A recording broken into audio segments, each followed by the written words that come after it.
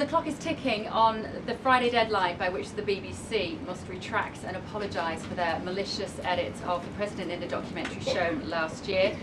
The recently resigned Director General of the BBC yesterday described the organisation as the very best of society and blamed the enemies of the BBC for this outcome. Also yesterday, a senior government minister launched a fierce defence of the channel in the House of Commons, saying that the broadcaster remains a light on the hill for people all over the world. So, does the President feel that the network is taking the situation seriously?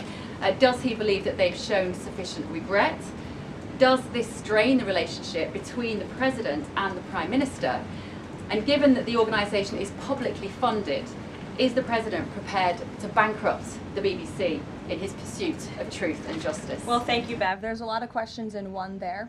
I will say I know the President has a very good relationship with Prime Minister Starmer. You have been there, you've seen them in their interactions, you've questioned both leaders in your time joining us when we've gone to the United Kingdom a few different times now. However, he has always been very frank when he disagrees with leaders even whom he has a good relationship with. And the BBC, being a fair news organization, is definitely an outlet. I think these two leaders would disagree. The President has made it very clear that this is a leftist propaganda machine that is unfortunately subsidized by British taxpayers, and he thinks that's extremely unfortunate for the great people of the United Kingdom and Great Britain.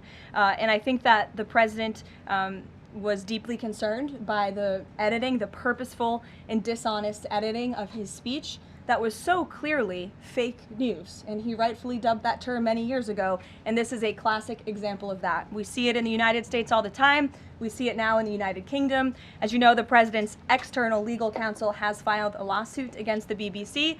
We expect that to continue, and whether they apologize or not is up to them.